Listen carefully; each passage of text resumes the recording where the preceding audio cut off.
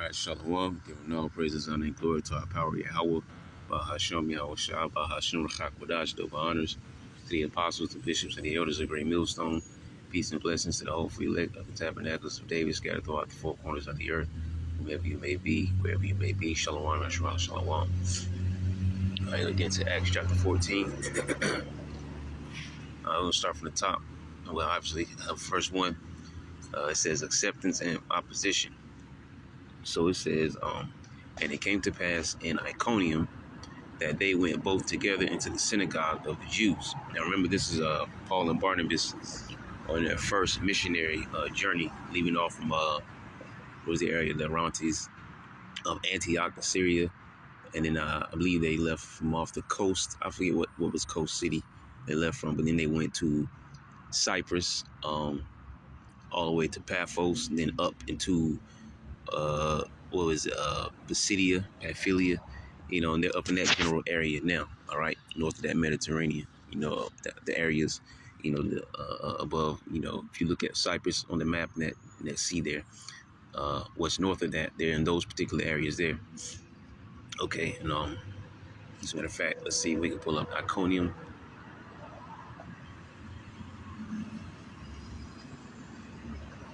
All right, Iconium, a famous city of Asia Minor, which was the capital of Lycaonia.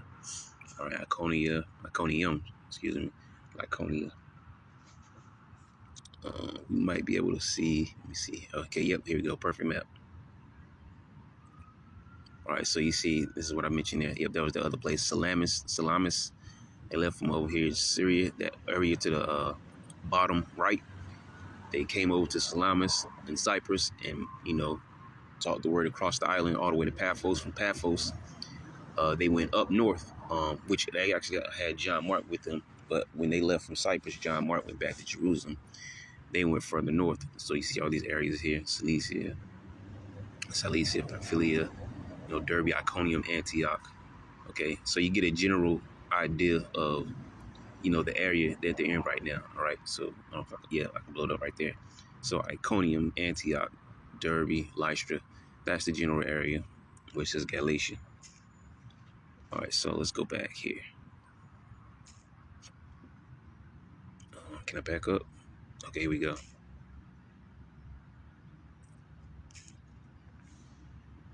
All right, so it says, and it came to pass in Iconium that they went both together into the synagogue of the Jews. All right, and in which obviously there was a gathering of Israelites.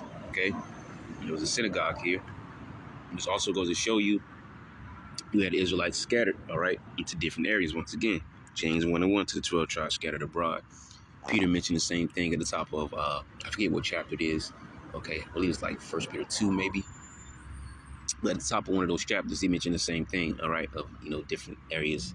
It's not important to get. Let's see if I can find it, though. I haven't read that in a while. It might be 1 Peter or 2 Peter 1.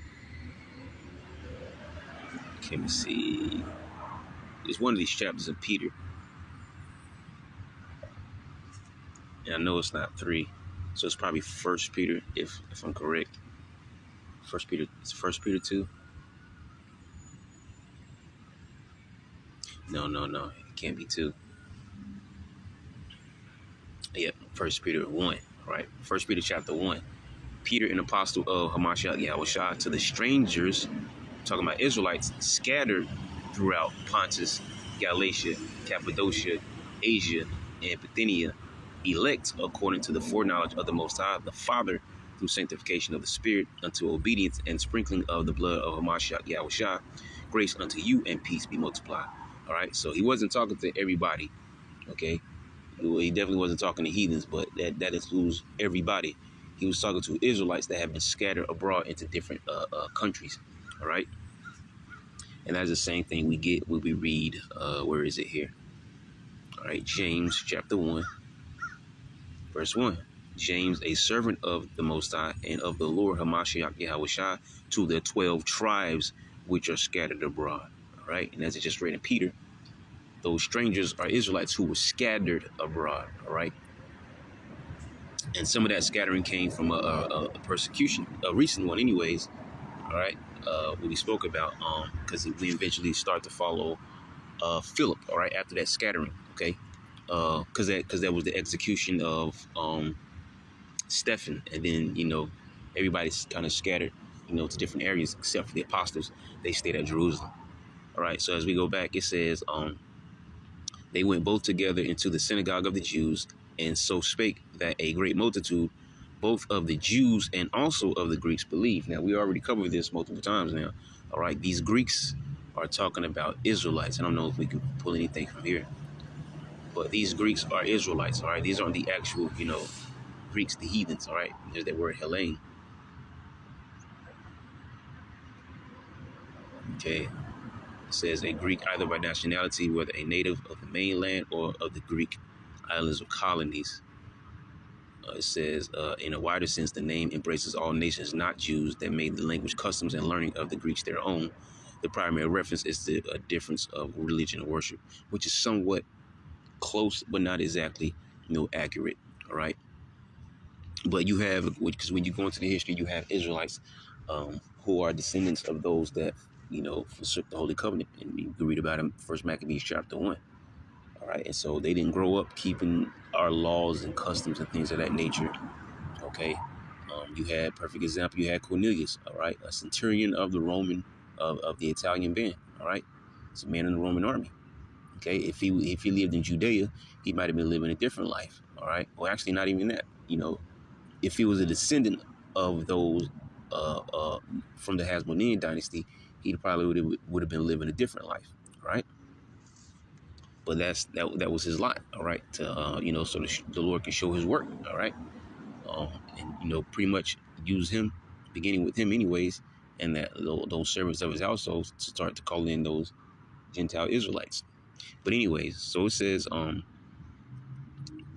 says they went together in the synagogue of the Jews, and so spake that a great multitude, both of the Jews and also of the Greeks, believe. All right, so we're talking about Israelites, as we mentioned before, no respect of persons.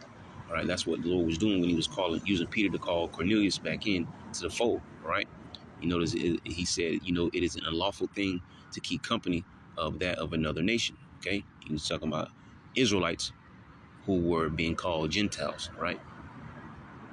So it says, but the unbelieving Jews stirred up the Gentiles. All right. So you have, like I said before in a previous, chapter, you had non-believers of the uncircumcision, and you had non-believers of the circumcision, just like you had believers of the faith, or believers that have faith of the uncircumcision, and you have believers that have faith of the circumcision. And those are the ones that matter, all right? Because those are the ones who will be called together. Those that are of the faith, whether they be of the circumcision or the uncircumcision, they will all be called together under the faith in Yahweh Shai, all right? Because, they're all one, right? Neither Jew nor Greek. That's what that's going into. You're all Israelites, okay? And salvation is for all of you if you accept Yahweh Shai as the Lord and Savior. It says, but the unbelieving Jews stirred up the Gentiles and made their minds evil affected against the brethren. Long time, therefore, abode they speaking boldly in the Lord, which gave testimony unto the word of his grace, and granted signs and wonders to be done by their hands. But the multitude of the city was divided, and part held with the Jews, and part with the apostles. All right. So this is a natural thing back then, always having a division amongst the Israelites. But this is more particular in dealing with, how can I say it? It's pretty much what we just mentioned there. The circumcision not wanting any dealings with the uncircumcision. But this is slightly different, but somewhat the same. Okay. In other words, you had Israelites that still didn't accept other Israelites. All right, like it was up to them, and it's not. But so you have here a division. Those that stuck to what they knew. All right, that's what they believed. And then you have those who were accepting what the apostles were teaching. Right, Barnabas and Paul. It says, and when there was an assault made both of the Gentiles and also of the Jews with their rulers to use them despitefully and to stone them. All right, so it says they were aware of it and fled unto Lystra and Derbe, cities of Lycaonia. And remember, we pull up that map, so they're not too far off. I'm pretty sure there's a good distance between those cities, but geographically, those cities are not too far off. All right. So you see where all this everything that's happening right now is going down in these areas. They were aware of it and fled into Lystra and Derbe, cities of Lycaonia, and unto the region, excuse me, and unto the region that lieth round about. All right, so all the other areas too. It says, and there they, which is on that map was the general area of Galatia. But anyway, it says, and there they preached the gospel, right, to the places where they moved to. Okay, it says, and there sat a certain man at Lystra, impotent in his feet, being a cripple from his mother's womb, who never had walked. The same heard Paul speak, who steadfastly beholding him, and perceiving that he had faith to be healed. All right, and that's the key thing. Something Yahweh constantly harped on. All right, your faith, your faith, your faith. Okay, your faith had made thee whole. Okay, he said things like that because everything was going to be based on your faith in Yahweh, which the teachings were supposed to be enough, but if the teachings weren't enough, hey, the miracles alone, all right, just seeing the miracles, you should have believed. But yet you had people that like the what was the 5 loaves of bread and I forget how many was it 2 fish or something like that. Okay, you have people that were looking for him afterwards once again because he fed them, not because of what he taught, not because of the miracle, which feeding them was a miracle, but it was because of the food, not the actual miracle or anything that he taught, man. So you just had Israelites, who were tripping, man. You only had a small remnant who actually wanted to hear the word and believe the miracles and believe the testimonies. It says the same heard, and that was, not too far back, but it was speaking on Yahushua time. It says, the same heard Paul speak, who steadfastly beholding him and perceived that he had faith to be healed, said with a loud voice, stand upright on thy feet, and he leaped and walked. And once again, this is what I mentioned before. Our forefathers were operating at a way, way higher spiritual level than us, man, back in those days, because all it took was a few words, okay? And Yahushua, now it wasn't said directly to Paul or Barnabas, because it wasn't, them that were around at this time. All right, we're talking about the apostles, who were his disciples at the time, but he said that greater works than these shall you do. Just roughly paraphrasing exactly how he said it. Not exactly how he said it, but, roughly paraphrasing what he said. Okay. And so that wasn't just to the apostles alone, or those apostles alone, because, obviously Paul and Barnabas here also being called apostles. All right. Because they were sent away on this missionary mission.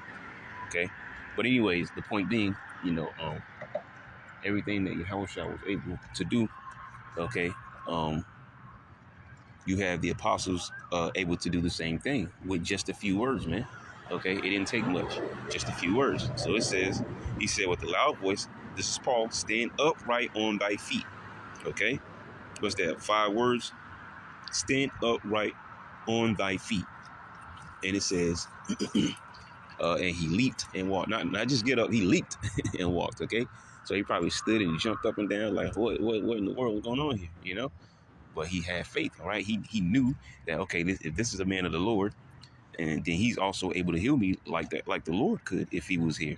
And so that faith that he had, and Paul performed the miracle there, and paired up with his faith, he was healed, and he jumped up and leaped, and so on and so forth.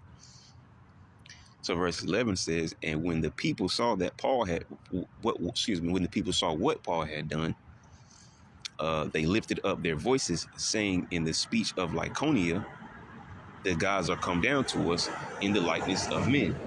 Now, I try to research. I'm not really sure, because nothing really comes up, about the speech of Lycaonia, like exactly what particular language that was they were speaking, but, it's not really important. But anyways, so it says, but I did try to look into that.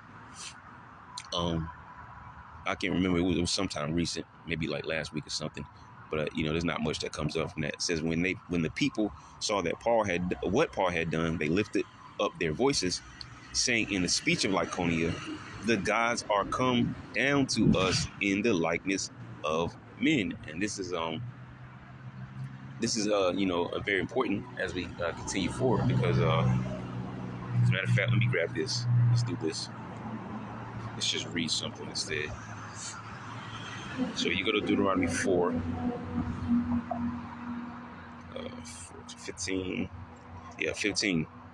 So it says, Deuteronomy 4 and 15, it says, take ye therefore good heed unto yourselves, for ye saw no manner of similitude on the day that Yahweh spake unto you in Horeb out of the midst of the fire, lest ye corrupt yourselves and make you a graven image, the similitude of any figure, the likeness of male or female. All right. So this is going back to one of the first commandments in Exodus, all right, chapter 20, where it says, thou shalt have no other gods before me. Okay. And it goes on to say that I'm a jealous power.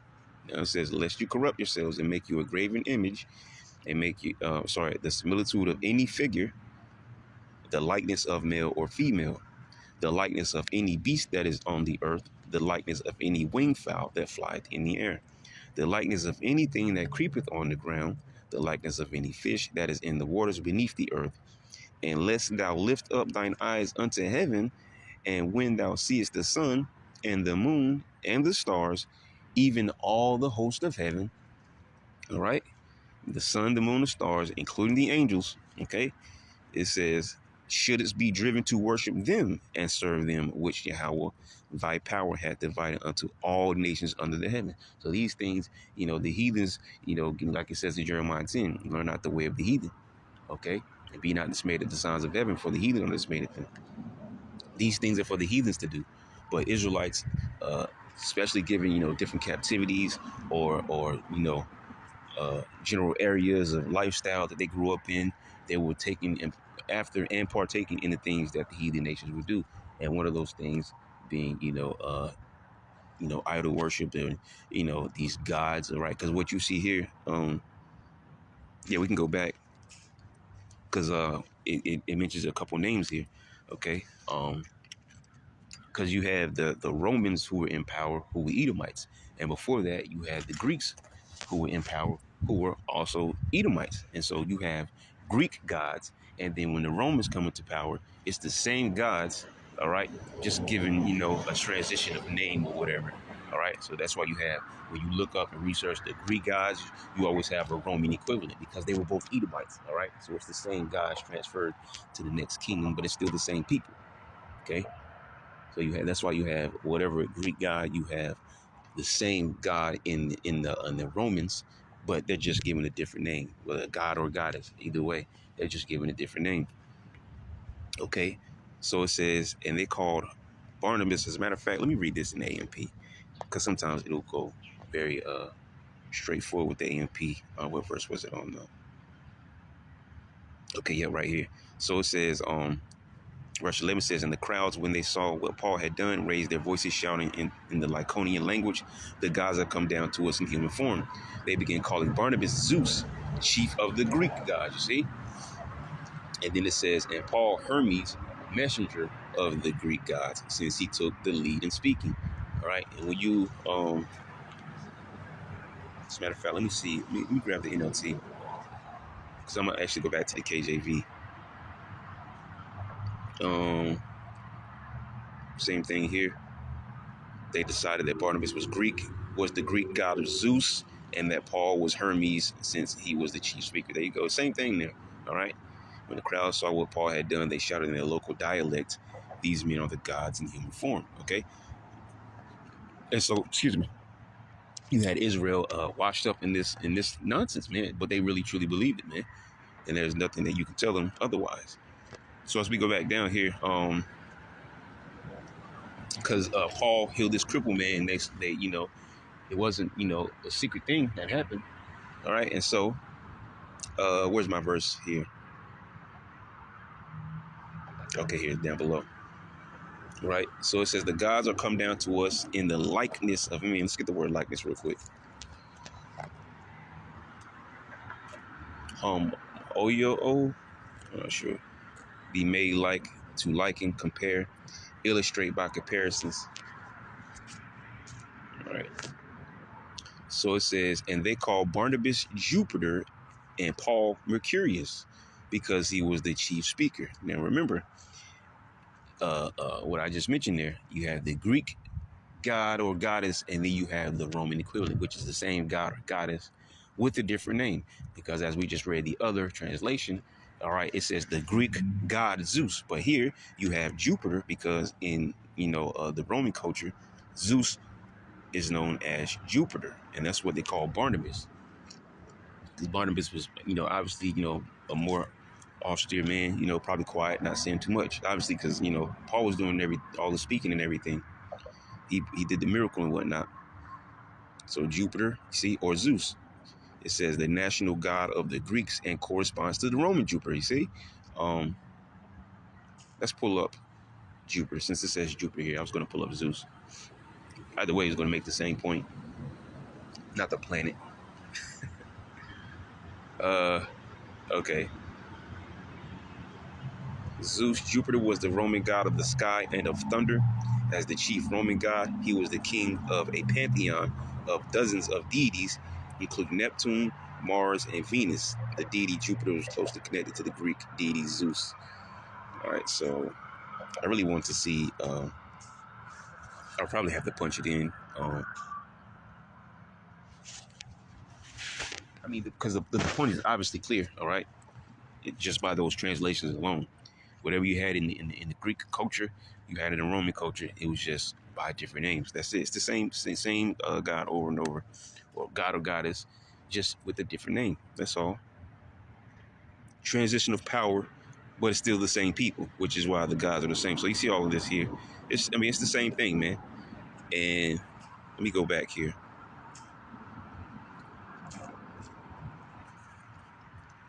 It says, and Paul Mercurius, okay? And it was the Greek, it was Hermes, okay? And here you have in this scripture, right? In what the book of Acts here, at this time period, you had pretty much the Romans in power. So Hermes, messenger of the Greek deities, also of a Christian, Hermes Mercury. All right, we'll probably pull up Hermes Mercurius or Hermes, herald of the gods. Yeah, herald meaning what? Okay, you come. Let me see here. A Greek deity called by the Romans Mercurius or Mercury.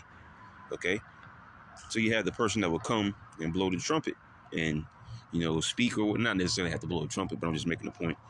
Basically like John the Baptist was for Yahushua. He was the forerunner for Yahushua. He was telling everybody about Yahushua's coming. Okay, or Silver Surfer. All right, what did he do for Galactus? He went around to save his own planet, his people. He would go around and find planets for Galactus to eat. And so he would be a herald that would come to the Earth, or not Earth, but, that particular planet before Galactus got there. All right. He was the guy that was about to introduce Galactus to this planet so he can eat it to keep Galactus from eating his own planet. It's the same thing. A herald, a person that will go before the big man, in other words, for lack of better words. See, an official messenger bringing news, a person or thing viewed as a sign that something is about to happen. You see exactly what we just explained there, especially with the Silver Surfer thing. Okay, and we're heralds for Yahushua. Okay, we're telling the world that Yahushua is coming. Okay, did we punch up Hermes? Let's get Hermes real quick.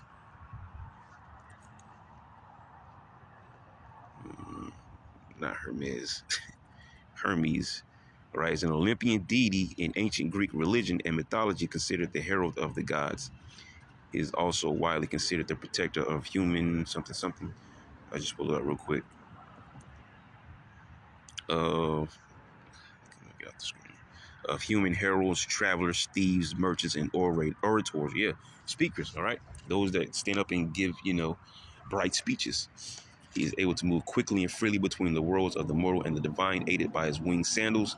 Hermes plays the role of a psychopomp or soul guide, a conductor of souls into the afterlife.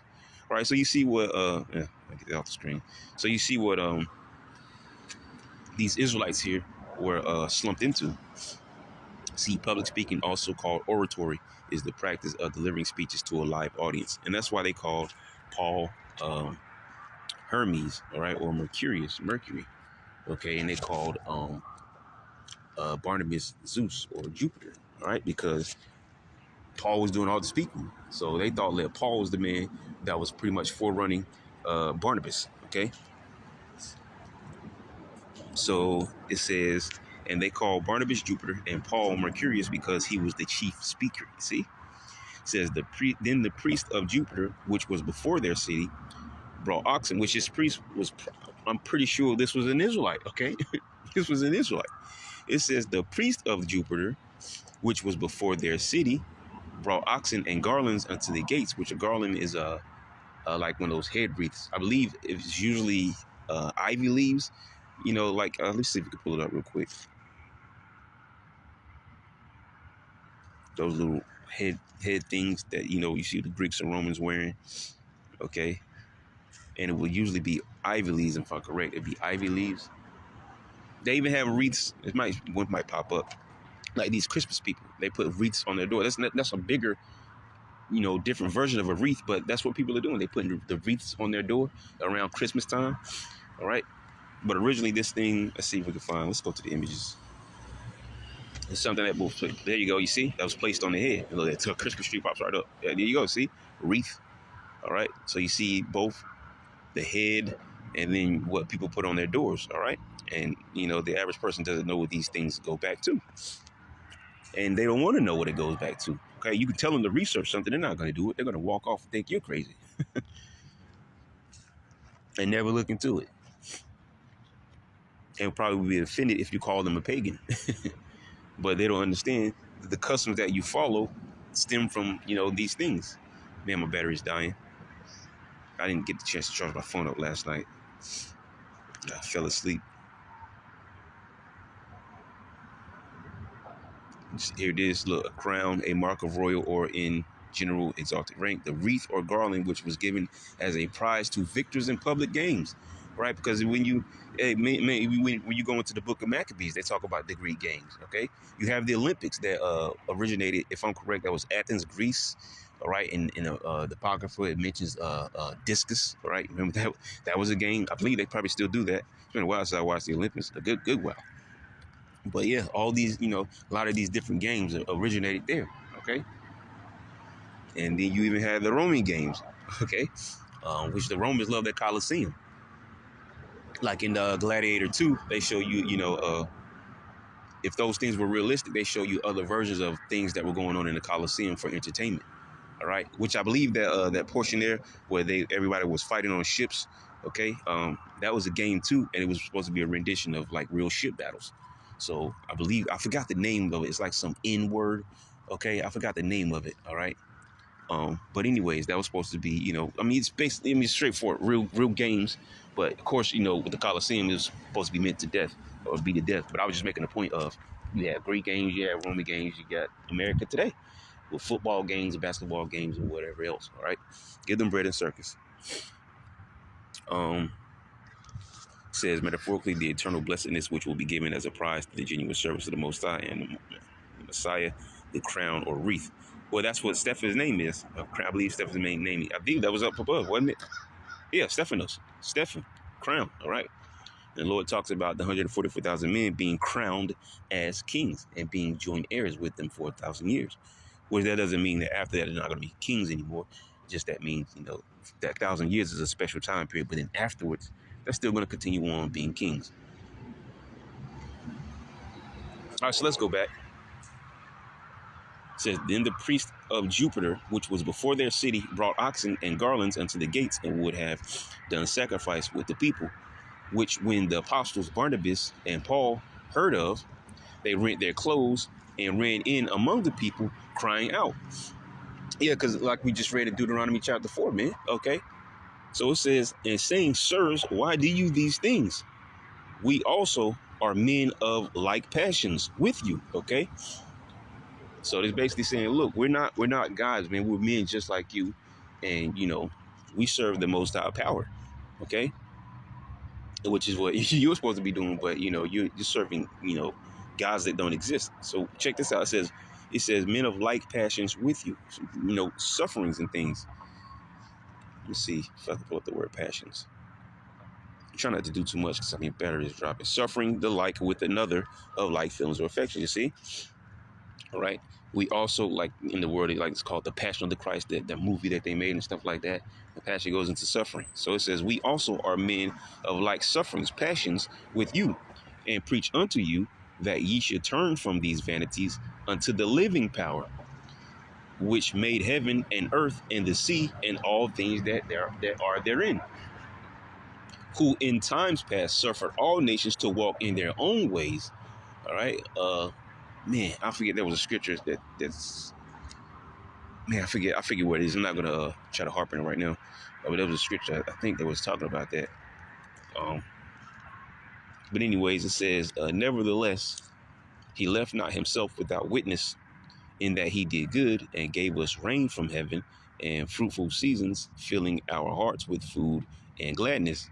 And with these things scarce restrained they the people, that they had not done sacrifice unto them.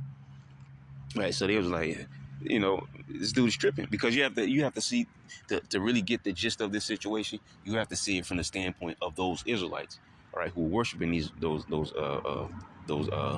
gods and goddesses. All right. So they're basically thinking like what's that movie? The one movie Troy.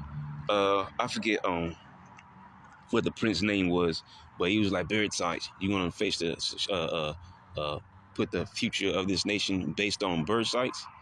And he was like, do not mock the gods, his father. Right. So it's no different than that, man. So they're thinking like, oh, these guys are tripping. Stop surfing the gods. But because you have to understand, that's what they knew. That's what they did. Okay. They were going off, but that's what they knew. So when you see it from their standpoint, you can understand why they started to trip like that, even though they were wrong, but you get the point. Okay, so it says, and with these sayings, since so scarce restrained they the people, that they had not done sacrifice unto them.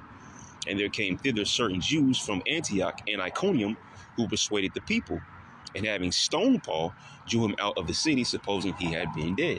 Yeah, and this is probably that where Paul mentions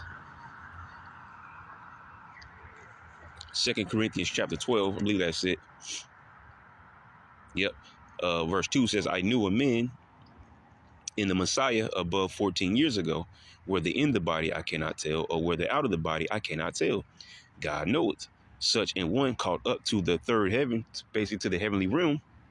And I knew such a man, whether in the body or out of the body, I cannot tell. The Most High knoweth.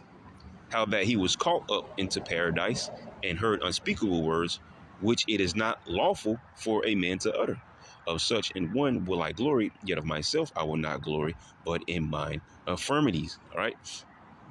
So this is basically Paul, as he said 14 years ago. So this is 14. What we just read was 14 years after what we're reading right here. Okay. This is probably the same account where when he was stoned, because Paul was stoned to death. But, it wasn't, this was basically still the beginning of his journey, man. This was the first missionary mission. All right. So this is the beginning of his journey. Okay, which isn't the first time he been come up against, but this is the first time he been come up against, and they actually got to him. Okay, and they stoned him to death. All right, but the Lord brought his spirit back in his body. So let me get this off the screen. It says it says, and there came thither certain Jews from Antioch and Iconium, who persuaded the people, and having stoned Paul, drew him out of the city, supposing he had been dead. Howbeit, as the disciples still round about him, he rose up and came into the city, and the next day he departed with Barnabas to Derbe. You see? So he got up, all right? The disciples surrounded him, all right? The Spirit was on him, brought him back to life. He got up and he skedaddled, man. So it says, and when they had preached the gospel to that city, and had taught many, they returned again to Lystra and to Iconium and to Antioch. So they returned to some of these same cities, man. All right, basically just traveling and preaching the gospel. All right, it says, confirming the souls, which is a verse that we constantly quote here, confirming the souls of the disciples and exhorting them to continue in the faith, and that we must, through much tribulation, enter into the kingdom of the Most High. All right, which goes along with this account there, with what just happened to him. But we quote that scripture, because it's a good scripture for these modern days, because we all go through stuff, all right? The whole body, okay? So, everybody needs that booster from time to time, all right, to keep going, all right? It ain't over yet. So it says, and when they had ordained them elders in every church and had prayed with fasting, they commended them, it says, to the Lord on whom they believed, all right? So that's what it's all about. Trusting, fearing the Lord, number one, and trusting and believing in the Lord. All right, which is through your faith in Yahweh Shah. But anyways, continue on. It says, and after they had passed throughout Pisidia, they came to Pamphylia, which they were before. All right. I believe they started when they came up to these northern parts. That's the first place they went to, if I'm correct. That was the first place they went to. And once again, like you just said, they went here, there, and back to some of those same cities again. And now they're back into another city that they already visited. All right. Pisidia, Pamphylia. It says, and when they had preached the word in Perga, they went down into Italia. All right. Let's see if we can get these. I'm trying not to take too long here because my battery is dropping fast. I had to get to a charger. Pergamum, the earth, the Italian Pamphylia on the river Cestius, at a distance of 7 miles from its mouth, and famous in antiquity for the worship of Artemis. Ooh, see, there's more that Greek gods and goddesses and stuff going on. All right, Artemis or Diana. Artemis in the Greek, I believe it is, and Diana would be in the, that Roman equivalent. Same goddess, but the Roman name to that goddess there. All right, and it says Italia. Oh, I meant to pull it up on the map. All right. It says a maritime city of Pamphylia. So this has to be a port city in Asia, very near the borders of Lycia, built and named by Attalus Philadelphus, king of Pergamus, now called Antali. I got to look this up real quick. I wanted to find out the general area there. Attalus II Philadelphus, born 220 BC, died 138 BC, Pergamon, Turkey. So this guy here. Attalus II Philadelphus was a ruler of the Attalic kingdom of Pergamon and the founder of the city of Italia. It's probably just been up more images of him. Yeah, I figured that. I didn't think it was going to pull up the map. It's okay. Come on. All right, let me back up.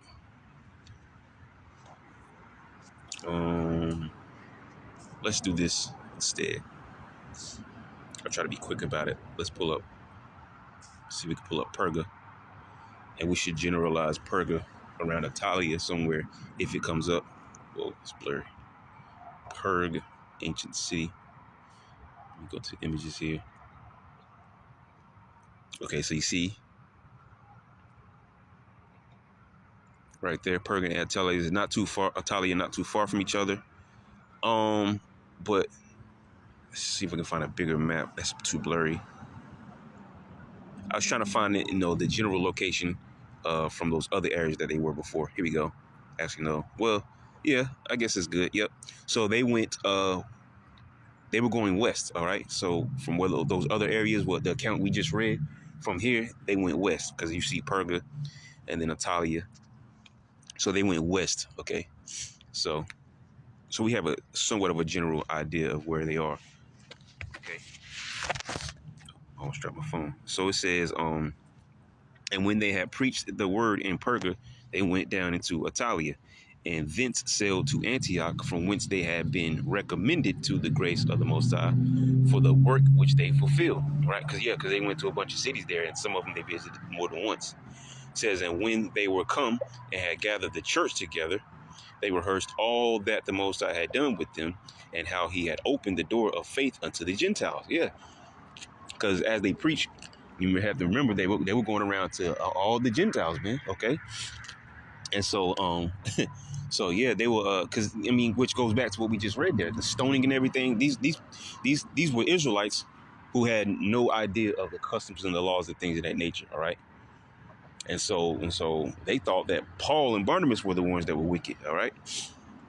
And so they stoned Paul. All right. He's talking against the gods. Get him, kill him. All right. So yeah, but once again, you have to remember that these are Gentiles. They did not grow up with the customs of the circumcision. They didn't know the laws and so on and so forth. All right. That's why we keep mentioning the scripture where it says you're supposed to be a light to the Gentiles. All right.